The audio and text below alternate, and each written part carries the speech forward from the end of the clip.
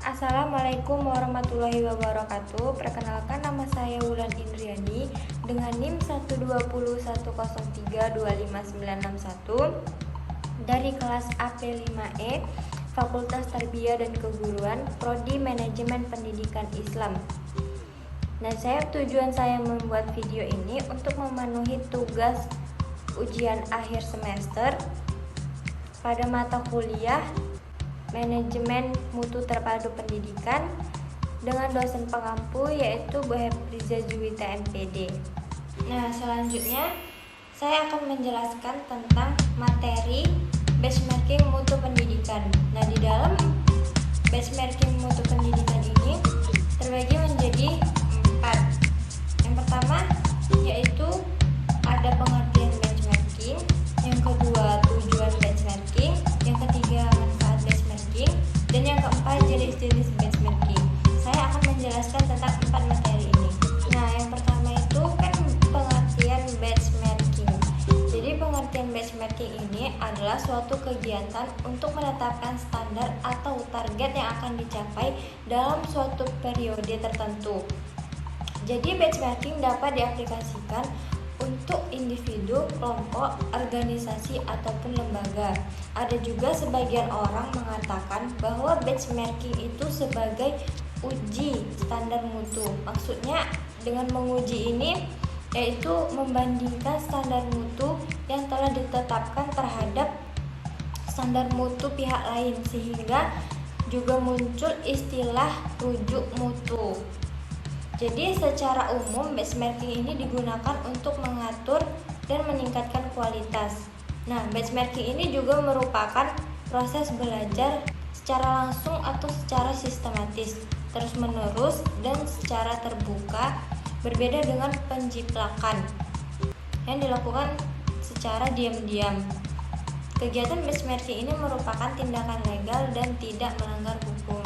Materi selanjutnya yaitu menjelaskan tentang tujuan benchmarking. Jadi tujuan utama benchmarking ini adalah untuk menemukan kunci atau rahasia sukses dari sebuah institusi pendidikan yang terbaik di kelasnya dan kemudian mengadaptasi serta memperbaikinya untuk diterapkannya pada institusi yang melaksanakan benchmarking tersebut. Di berbagai bidang benchmarking, tidak sekadar mengumpulkan data, melainkan yang lebih penting adalah apa rahasia dibalik pencapaian kinerja yang terlihat dalam data yang diperoleh. Benchmarking itu membuat kesiapan fisik dan mental. Jadi secara fisik ini adalah karena dibutuhkan kesiapan, sumber daya manusia dan teknologi yang matang untuk melakukan benchmarking. Sedangkan secara mental adalah bahwa pihak manajemen pendidikan ini harus siap diri bila setelah dibandingkan dengan pesaing, ternyata mereka menemukan kesenjangan yang cukup tinggi. Nah, selanjutnya yaitu manfaat benchmarking.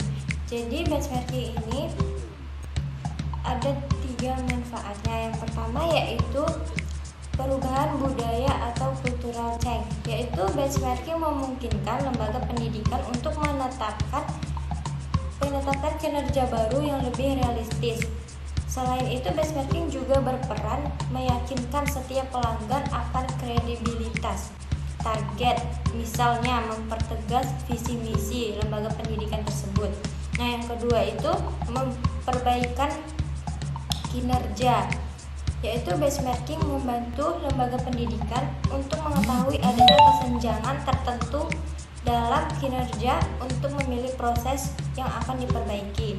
Nah, yang ketiga yaitu peningkatan kemampuan sumber daya manusia atau human resources, yaitu benchmarking memberikan dasar pelatihan berbagai pihak menyadari adanya kesenjangan antara apa yang mereka kerjakan dengan apa yang dikerjakan orang lain di institusi lain.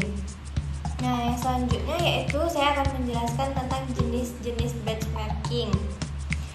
Yang pertama yaitu benchmarking internal, yaitu pendekatan ini dilakukan dengan membandingkan operasi suatu bagian dengan bagian internal lainnya dalam suatu organisasi. Misalnya membandingkan kinerja kinerja tiap divisi di satu institusi pendidikan, atau dilakukan antara departemen atau divisi dalam satu institusi, atau antara institusi dalam satu grup institusi tersebut.